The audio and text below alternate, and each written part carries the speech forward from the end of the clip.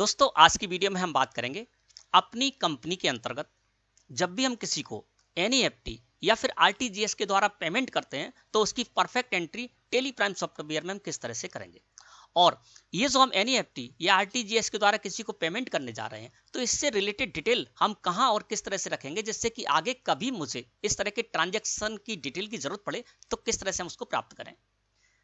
इसके अलावा दोस्तों जब हम एनईएफटी या आरटीजीएस के द्वारा किसी से पैसा रिसीव करते हैं उसकी एंट्री कैसे करेंगे वो भी आज की वीडियो में दोस्तों आपको बताया जाएगा। दोस्तों एनईएफटी या आरटीजीएस से पेमेंट करने की बात करते हैं तो इसके दो तरीके हैं, यानी पेमेंट करने का तरीका तो एक ही रहेगा एनईएफटी और आरटीजीएस के द्वारा, लेकिन इस पेमेंट से रिलेटेड यानी एनईएफटी और आरटीजीएस के द्वारा हम किसी को पेमेंट करते हैं तो इससे रिलेटेड डिटेल रखने के दो तरीके हैं। सबसे पहले जानते हैं फर्स्ट तरीका। इसके लिए क्या है दोस्तों, हमारी एक सप्लायर पार्टी है सुमित ट्रेडर्स, उसका लेजर मैंने क्रिएट कर रखा है, वो लेजर आपको दिखाता हूं। तो यहाँ पर अल्टर में जाऊंगा, मैं अल्टर में जाने के बाद फिर मैं जाऊंगा लेजर में और लिस्ट ऑफ लेजर्स से मैं ले लेता हूं सुमित ट्रेडर्स को, सिलेक्ट किया और एंटर प्रेस कर दिया। तो देखिए सुमित ट्रेडर्स का लेजर मैंने क्रिएट कर रखा है, वो मैंने यहाँ पर अल्टरेशन मोड में ओपन कर लिया।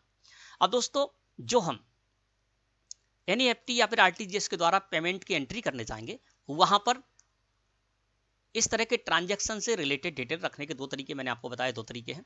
फर्स्ट तरीका तो ये है कि सुमित ट्रेडर्स हमारी सप्लायर पार्टी है और हम इसको पेमेंट करते रहते हैं। अब क्या है कि सुमित ट्रेडर्स का एक ही बैंक अकाउंट है और हम जब भी एनईएफटी या आरटीजीएस के द्वारा पेमेंट करते हैं इनको तो इसी बैंक अकाउंट में हम करते हैं। तो हम चाहे ये कर सकते हैं कि सुमित ट्रेडर्स के लेजर में हम इनकी बैंक अकाउंट से रिलेटेड डिटेल यहाँ पर डाल दें। इससे हमको फायदा ये होगा कि जब हम सुमित ट्रेडर्स को एनईएफटी या आरटीजीएस के द्वारा पेमेंट करने जाएंगे तो इनकी बैंक अकाउंट से रिलेटेड डिटेल वहां पर अपने आप आ जाएगी, हमको मैनुअली वहां पर डालना नहीं पड़ेगा, है ना। तो चलिए फर्स्ट तरीके को जानते हैं। सुमित ट्रेडर्स का लेजर मैंने यहाँ पर ओपन कर लिया। आप चाहें तो अपने सप्लाई पार्टी या जिसको भी आप पेमेंट करते हैं उसका लेजर क्रिएट करते समय भी ये बैंक अकाउंट की डिटेल डाल सकते हैं या बाद में भी जब आपको जरूरत पड़े तब आप डाल सकते हैं। उस पार्टी का लेजर अल्ट्रेशन मोड में खोलिए और वहां पर आप उस पार्टी के बैंक अकाउंट से रिलेटेड डिटेल डाल सकते हैं। जैसे कि यहाँ पर सुमित ट्रेडर्स का लेजर मैंने पहले क्रिएट कर रखा था, आज मुझे जरूरत पड़ रही है तो मैं सुमित ट्रेडर्स के लेजर में इनके बैंक अकाउंट से रिलेटेड डिटेल को डाल देता हूँ। अब यहाँ पर मुझे देखेंगे यहाँ पर तो कोई भी इस तरह से मुझे यहाँ पर कॉलम शो नहीं हो रहा है जहां पर कि मैं सुमित ट्रेडर्स के बैंक अकाउंट से रिलेटेड डिटेल डाल सकूं, है ना। तो आपको क्या करना है, F12 प्रेस करना है कीबोर्ड से। F12 प्रेस करेंगे कीबोर्ड से तो शो मोर कॉन्फ़िगरेशन और शो ऑल कॉन्फ़िगरेशन इसको कर देना है आपको यस, है ना, जिससे कि सारे का सारा कॉन्फ़िगर यहाँ पर खुलकर आ जाए। अब आपको क्या करना है, नीचे आना है डाउन एरो से और यहाँ पर आपको लिखा हुआ मिलेगा, नीचे आते जाइए और यहाँ पर पार्टी डिटेल में आपको आना है।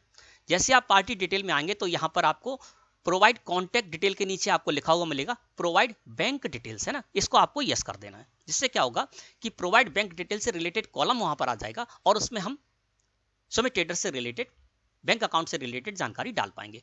तो यहां पर कॉन्फ़िगर में आकर मैंने प्रोवाइड बैंक डिटेल को यस किया और कंट्रोल के साथ ए प्रेस करके इसको एक्सेप्ट कर लिया। अब क्या हुआ दोस्तों कि यहाँ पर प्रोवाइड बैंक डिटेल से रिलेटेड हमको एक कॉलम मिल गया, है ना। देखिए मैं यहाँ पर आपको दिखाता हूँ, एंटर प्रेस करके मैं उसी जगह पर आ जाता हूं। जब आप यहां पर आएंगे तो देखिए बैंकिंग डिटेल यहां पर शो होने लगी और बैंकिंग डिटेल में हमको लिखा हुआ मिल रहा है प्रोवाइड बैंक डिटेल। मैं इसको यस कर देता हूं जिससे कि सुमित ट्रेडर्स का जो बैंक अकाउंट से रिलेटेड डिटेल मैं यहीं पर डाल दूं। तो बैंकिंग डिटेल के अंतर्गत प्रोवाइड बैंक डिटेल्स को मैंने यस किया और एंटर प्रेस कर दिया। हम दोस्तों आ गए इस जगह पर, है ना। यहाँ पर स्क्रीन हमारे सामने इस तरह से आ जाएगी।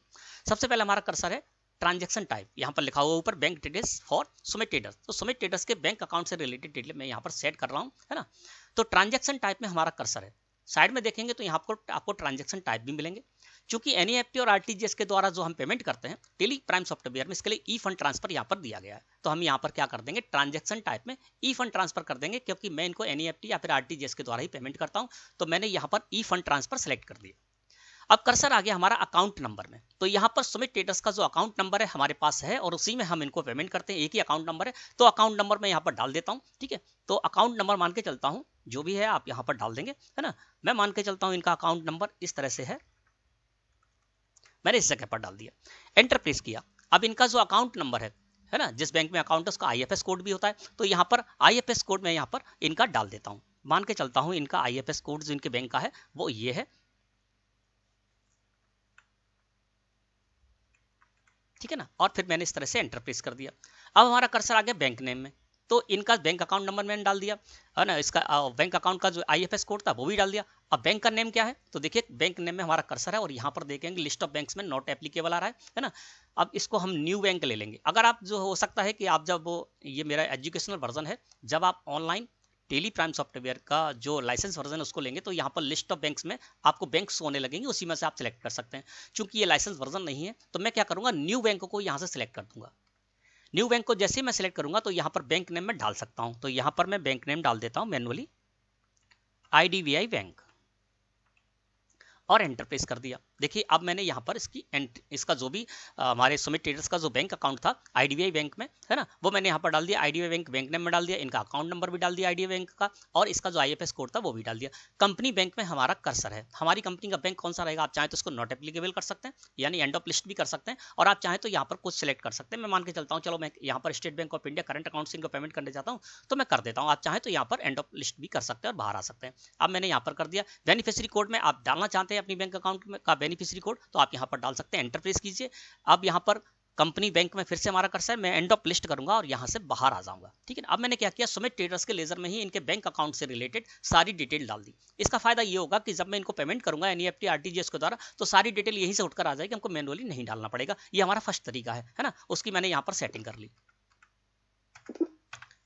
अब मैं एस्केप की प्रेस करके आ जाता हूं बाहर। चलते हैं सीधे गेटवे ऑफ टेली मुख्य मेन्यू से वाउचर एंट्री में। वाउचर्स को सिलेक्ट किया, एंटर प्रेस किया, पेमेंट वाउचर मैंने F5 प्रेस किया, यहाँ पर पेमेंट वाउचर आ गया। 1 जुलाई 2022 में मैं ये पेमेंट करने जा रहा हूं तो वो डेट यहाँ पर आ गई 1 जुलाई 2022। जो भी डेट है आप डेट डाल सकते हैं।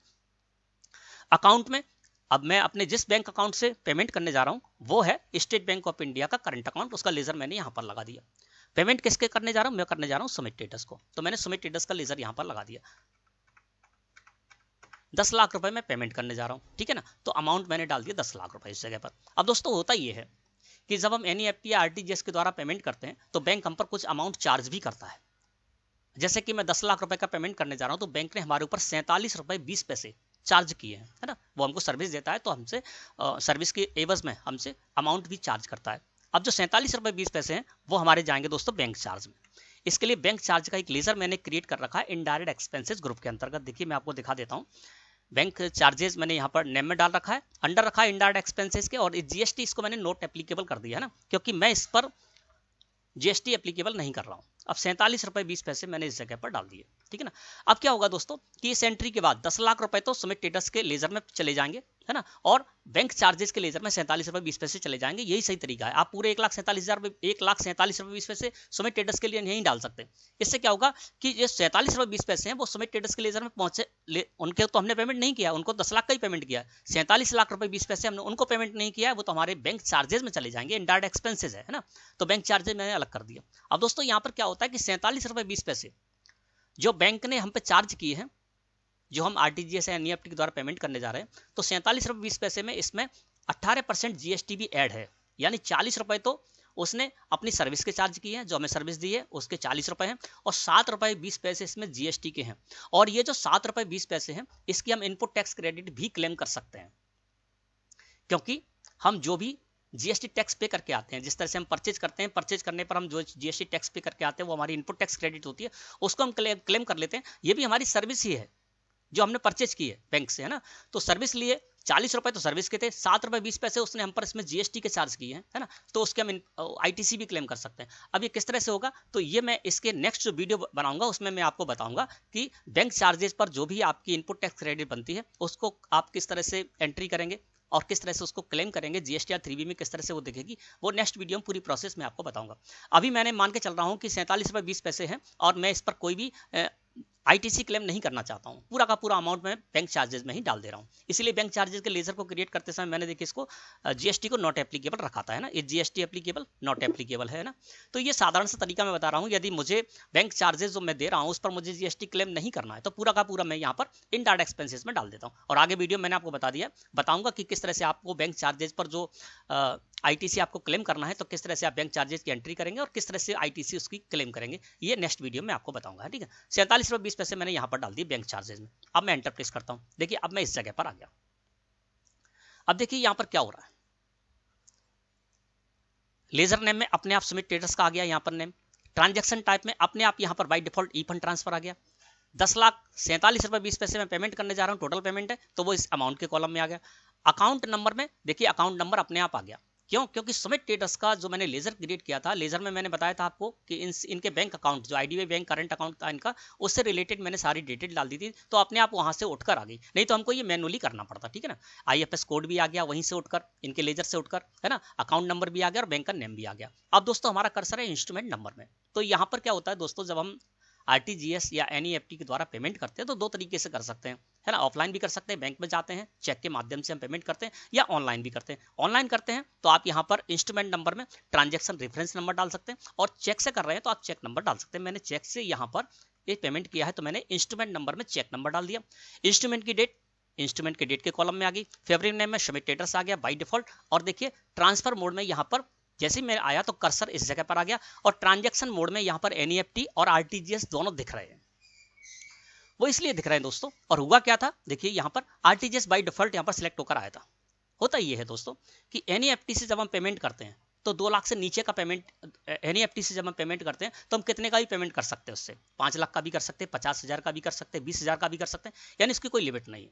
लेकिन आरटीजीएस की बात करें तो आरटीजीएस 2 लाख या इससे ऊपर के अमाउंट का ही किया जाता है, इससे नीचे का अमाउंट का हम नहीं कर सकते। तो होता यह है जब भी हम 2 लाख से ऊपर का अमाउंट यहाँ पर डालते हैं तो बाय डिफॉल्ट यहाँ पर टेली प्राइम सॉफ्टवेयर ये मान लेता है कि 2 लाख से ऊपर का आप पेमेंट करने जा रहे हैं तो आरटीजीएस ही होगा, है। तो आरटीजीएस यहाँ पर आ सकता है। अगर आप एनईएफटी करना चाहें तो आप एनईएफटी भी यहाँ पर कर सकते हैं। मैं आरटीजीएस से करने जा रहा हूँ तो मैंने यहाँ पर आरटीजीएस कर दिया। एनईएफटी कब आएगा? जब आप 2 लाख से नीचे का पेमेंट करने जाएंगे किसी को, 2 लाख से नीचे का अमाउंट जब रहेगा तो यहाँ पर by default NEFT he select होकर आएगा और आरटीजीएस वहां पर दिखेगा ही नहीं। वो भी मैं अभी आपको करके दिखाऊंगा। मैं मान के चलता हूँ आरटीजीएस से करने जा रहा हूँ, मैंने यहाँ पर आरटीजीएस कर दिया, और बाकी जो भी डिटेल है, बेनिफिशियरी कोड है, रिमार्क है, ईमेल आईडी है, वो आप यहाँ पर डाल सकते हैं, ठीक है ना। इसके अलावा क्या हो दोस्त है, चलिए ये मैं आपको एंट्री करके दिखा देता हूँ।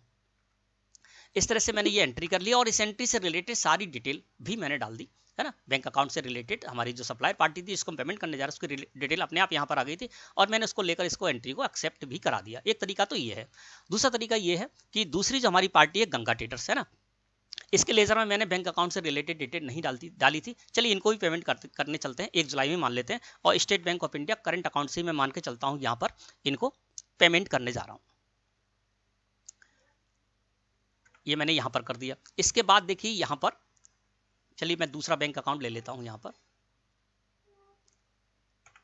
State bank of India current account से मैं यहाँ पर पेमेंट करने जा रहा हूँ, वो लेजर मैंने यहाँ पर लगा दिया। अब किसको पेमेंट करने जा रहा हूँ? गंगा ट्रेडर्स को। मैंने गंगा ट्रेडर्स का लेजर यहाँ पर लगा दिया। मान के चलता हूँ 1,80,000 रुपये का मैं इनको पेमेंट करने जा रहा हूँ, ठीक है ना। ये मैंने 1,80,000 रुपये यहाँ पर डाल दिया, एंटर प्रेस किया। एंटर प्रेस किया तो देखिए हमारे सामने इस तरह से स्क्रीन आ गई। अब दोस्तों यहाँ पर ये समझ लीजिए कि यहाँ पर जो भी कॉलम आ रहे हैं ना उनकी भी सेटिंग मैं आपको बता देता हूँ। जैसे कि यहाँ पर इंस्ट्रूमेंट नंबर है, इंस्ट्रूमेंट डेट है, फेवरिंग नेम है, रिमार्क है, ईमेल आईडी है, ये सब आ रहे हैं। तो इसके लिए दोस्तों यहाँ पर एक सेटिंग होती है। जब आपके में यहाँ पर ये कॉलम नहीं आ रहे हो या फिर आपको और भी कोई कॉलम चाहिए और उनसे रिलेटेड, जैसे मान लीजिए आपको कोई डिटेल डालनी है, अब उस डिटेल से रिलेटेड यहाँ पर कॉलम ही नहीं है, जैसे कि इंस्ट्रूमेंट नंबर का यहाँ पर कॉलम आ रहा है ना, तो इसमें क्या करता हूँ मैं इंस्ट्रूमेंट नंबर चेक नंबर डाल देता हूँ। अब जब इंस्ट्रूमेंट नंबर का यहाँ पर कॉलम ही नहीं आएगा तो मैं इसकी एंट्री, इसके रिलेटेड डिटेल इस कॉलम में नहीं डाल पाऊंगा। तो आपको यहाँ पर इसी जगह पर आना है बैंक अलोकेशन में और यहाँ से F12 प्रेस कर देना है। तो यहाँ पर आ जाएंगे आप कॉन्फ़िगरेशन में आ जाएंगे।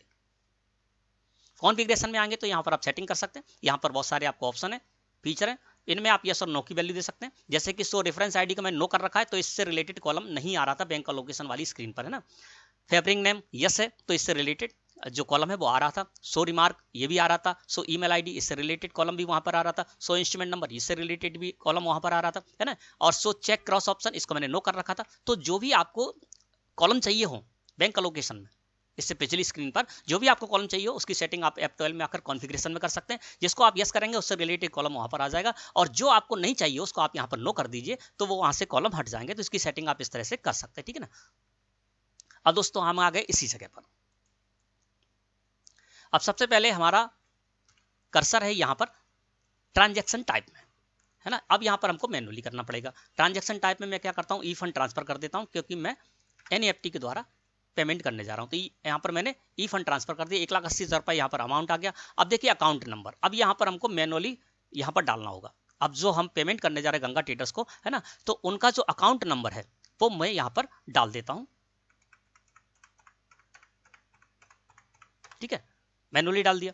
इसके बाद आईएफएस कोड है तो इनका जो आईएफएस कोड है बैंक का वो मैं यहाँ पर डाल देता हूँ, SBIN, ठीक है ना। और इसके बाद ये मैंने इस जगह पर डाल दिया, नहीं मैनुअली मुझे काम करना पड़ रहा है।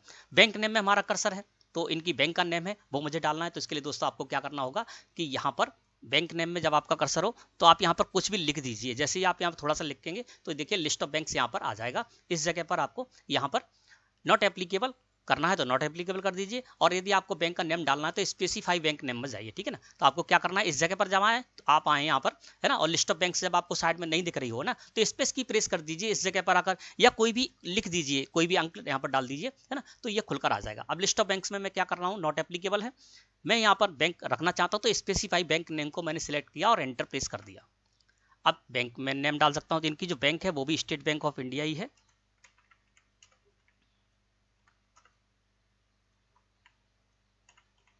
ठीक है ना।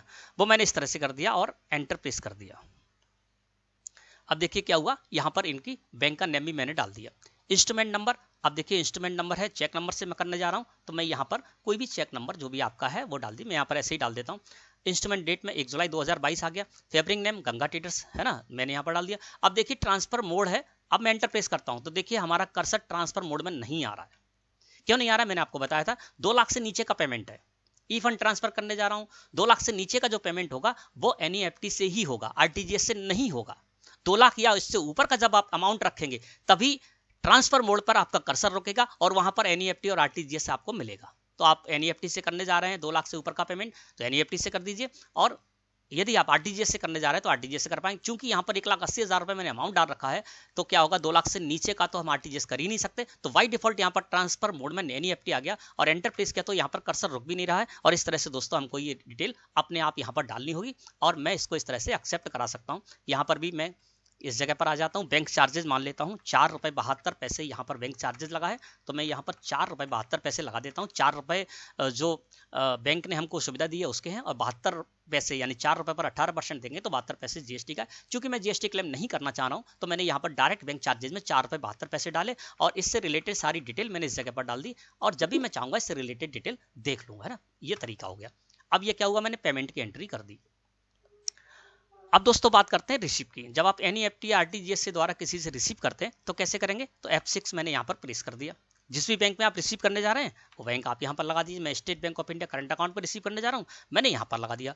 और किससे, तो मान के चलता हूँ यहाँ पर रजत ट्रेडर्स हमारी डेटर्स पार्टी है, उससे मैं रिसीव करने जा रहा हूँ। कितना पैसा रिसीव करने जा रहा हूँ, 1,50,000 रुपये में यहाँ पर, चलिए मैं थोड़ा 2 लाख से ऊपर का पेमेंट डाल देता हूँ, 2,50,000 रुपये यहाँ पर मैं इनसे रिसीव करने जा रहा हूँ। एंटर प्रेस किया, एंटर प्रेस किया, हम फिर इस जगह पर आ गए दोस्तों, है ना।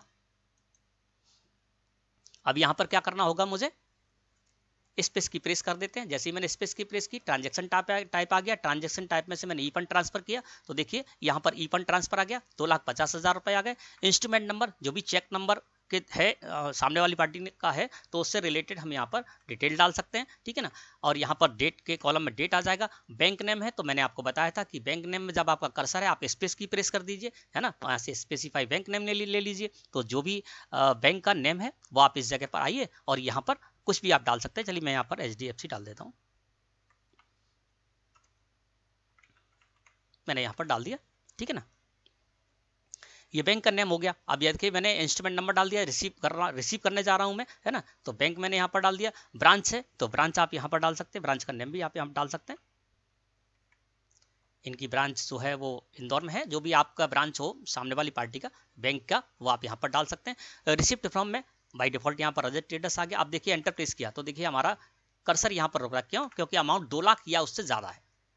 अब ये एनईएफटी से देने जा रहे हैं आप तो एनईएफटी से कर सकते हैं, यहाँ पर आरटीजीएस से करने जा रहे हैं तो आप आरटीजीएस से कर सकते हैं। मैं यहाँ पर एनईएफटी कर देता हूँ। रिमार्क में मुझे कोई रिमार्क नहीं लगाना है। और इस तरह से दोस्तों जब भी आप रिसीव करने जाएं एनईएफटी आरटीजीएस के द्वारा किसी से तो आप इस तरह से कीजिए। और यहाँ पर बैंक चार्जेस हमें नहीं देना होगा, है ना, तो आपको यहाँ पर बैंक चार्जेस की एंट्री नहीं करना है, क्योंकि रिसीव जब भी आप करेंगे तो आपको कोई बैंक चार्ज नहीं देना है। ये जो रजत ट्रेडर्स को देना होता है ना, तो वो अपने आप बैंक चार्ज की एंट्री करेंगे, क्योंकि पेमेंट उन्होंने किया, हम तो रिसीव कर रहे हैं। जब हम पेमेंट करने जाते हैं तब हमको बैंक चार्ज लगाता है हमारे ऊपर, रिसीव करते तो हमारे ऊपर बैंक चार्ज नहीं लगता है। जिसने पेमेंट किया है यानी रजत ट्रेडर्स ने जो पेमेंट किया है 2.5 लाख रुपए, तो उनके ऊपर ये चार्ज किया होगा, वो इसकी एंट्री करेंगे, आपको एंट्री नहीं करना है। तो एनईएफटी और आरटीजीएस से जब भी आप रिसीव करें सीधा सीधा पूरा अमाउंट डालना है आपको और इसको इस तरह से आपको कर लेना, ठीक है ना। अब दोस्तों ये मैंने सारा यहाँ पर कर लिया। तो इस तरह से दोस्तों आपको क्या करना है, जब भी आप एनईएफटी आरटीजीएस के द्वारा पेमेंट करने जाते किसी को, तो किस तरह से आपको एंट्री करनी है, और एंट्री करते समय आपको उनके बैंक अकाउंट से रिलेटेड जो डिटेल है उसको दो तरीके मैंने आपको बताया, दोनों तरीके आप यूज कर सकते हैं, जो भी आपको सूटेबल लगे वो तरीका आप अपना सकते हैं। इसके अलावा आप बैंक चार्जेस किस तरह से डालेंगे वो भी मैंने आपको बता दिया, और जीएसटी से आपको क्लेम करना है बैंक चार्जेस पर, तो उसको आगे मैं वीडियो बनाऊंगा, उसमें आपको बता दूंगा। इसके हो सकता है इसके नेक्स्ट वीडियो मैं वही बनाऊं और वो आपको पता चल जाएगा, चैनल से जुड़े रहें, ठीक है ना। और रिसीव आपको करना है एनईएफटी आरटीजीएस से किस तरह से करना है वो भी मैंने आज की वीडियो में आपको बता दिया है ना। तो मैं समझता हूं दोस्तों आज का टॉपिक आपको अच्छे से क्लियर हो गया होगा। वीडियो अच्छी लगी तो लाइक करें। धन्यवाद।